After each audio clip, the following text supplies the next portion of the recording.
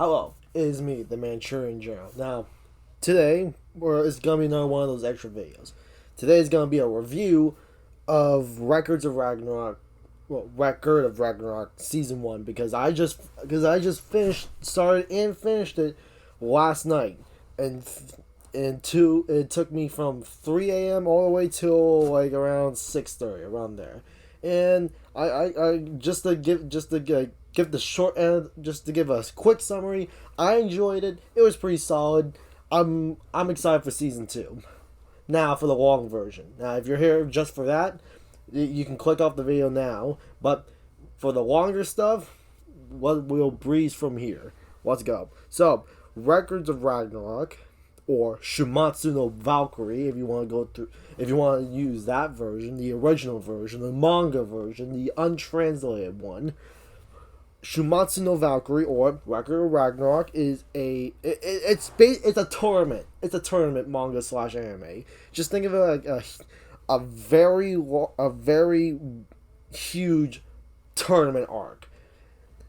Except this is a very high stakes tournament because it's, as you can tell by the word Ragnarok, it's gonna get wild. Basically, Records of Ragnarok is a tournament where the gods fight the humans. Humans fight the gods in it's 13 matches. All right, 13 matches, and whoever gets the 7 wins the entire tournament. Which means, freaking, if humanity wins. Alright, if humanity wins, they get to live for the next. They get to continue their existence for another 1,000 years. And the gods, if the gods win, humanity is wiped off the face of the earth, just like that. Now, in episode 1, alright, I should probably preface this by saying there's gonna be spoilers, which there will be spoilers. But when we get to that part, I'll give out the warning. So, episode 1, it starts off with the gods of every religion, every freaking mythology. They all gather into one huge ass freaking, what do you call it? An atrium, something like that. A huge room, dome room, where amphitheater. I would just call it that, amphitheater. All the gods convene and decide to destroy humanity or let them live, and all of them voted yes, except Broomhilda, the leader of the 13 Valkyries, shows up and with the Constitution of the Gods, or whatever the frick it's called, Constitution of whatever, she introduces the idea of bringing out a tournament. Records of Ragnarok, the Ragnarok. Have the humans fight the gods, and they all just agreed to it. And it was originally seen as a joke, but you'll see later on why it turned out more than what it seemed. So, the first season of Records of Ragnarok, you have 3 fights. They only have 3 of the fights. In the manga, at least what I've known so far, there's only been 6 fights so far. But in this one, but in the show, there's only 3. It's Lubu. Spoilers now. First fight's Lubu versus Thor. Strongest versus the strongest. That's the first match. Second match is the fathers, Zeus and Adam, with Zeus being nicknamed the father of grandfather of the cosmos, and Adam being the father of humanity. Makes sense. Third match, it's God of Gods versus the greatest loser, i.e. Poseidon versus Kojiro Sasaki. And that's the 3 fights we have in the first season. It's only 12 episodes. And they all each character gets like a 4 episodes dedicated to them. Well, each of the fights get 4 episodes dedicated to them. First is like basic introductions. Second match The second episode, the fight actually the fight gets ongoing. Third is like a human gets like a bit of an edge going, and then they're dropped. Fourth episode, they either win or lose. Victors decided in the fourth episode of each of the fights. Now, now we're gonna get into real spoiler territory. Now, if you either don't care about spoilers, you already seen the manga, or you already seen the show, you don't have anything to worry about. But if you haven't done any of those, get your ass out of there and watch or read the manga. Simple as that. So, let's begin. So the first match, we're gonna keep this quick. Lubu fights Thor. Lubu gets his ass handed to him. Well, it wasn't that bad. He wasn't handed that bad of an L, but he got some good hits on Thor until his legs get broke. He rides on red hair, does this Sky Eater move, and the weapon breaks on him. The Valkyrie that infuses herself with Lubu breaks, and Lubu gets he gets his arms freaking destroyed, and then he goes into one ditch last charge of joy straight for Thor, and Thor kills him, and thus Lubu is disappeared. His soul is destroyed too, and thus he disappears into space, never to be reborn, as far as we know. Reborn, fixed, or saved. As far as we know, that is impossible. They'll never return. And yeah, that's the first fight. Lubu loses the first fight, thus giving the gods the first dub. Second fight, Zeus versus Adam. Adam is basically the perfect counterattacker because of it's the eyes. He sees your attack coming, he'll react to it and counter with the same attack in a fraction of a fraction and a fraction in a fraction in a fraction of a second, like with 1/1,000,000th of a second. That's how fast this guy is.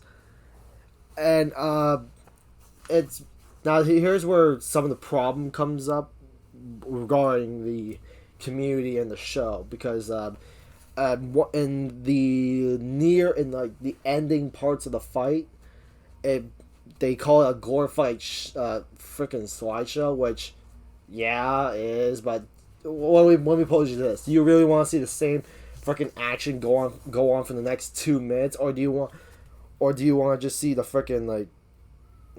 Actually, no. No, I'm gonna stick with the first part. Do you really want to see the same thing for the next 2 minutes after they showed another repeated barrage for the last 3 minutes? Do you really want to see that more? You really know what's happening. It's just the same old thing over and over and over again. I don't mind it. I don't really care for it. I've seen worse. I've endured worse. I don't really have a problem with it. Show's still fantastic. It's not like S tier anime, but it's pretty solid for the budget. Because you gotta keep in mind, Netflix only gives them a budget, and they have to like get it done by the budget and a deadline, so they have to cut corners somehow while still making it look good. And I feel like they did a good job with what they did. So simple as that.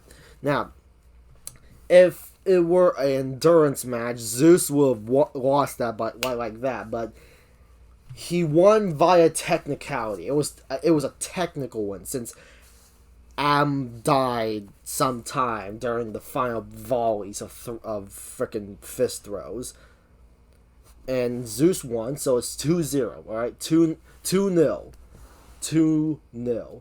Now, third fight, it's Kojiro Sasaki versus Poseidon.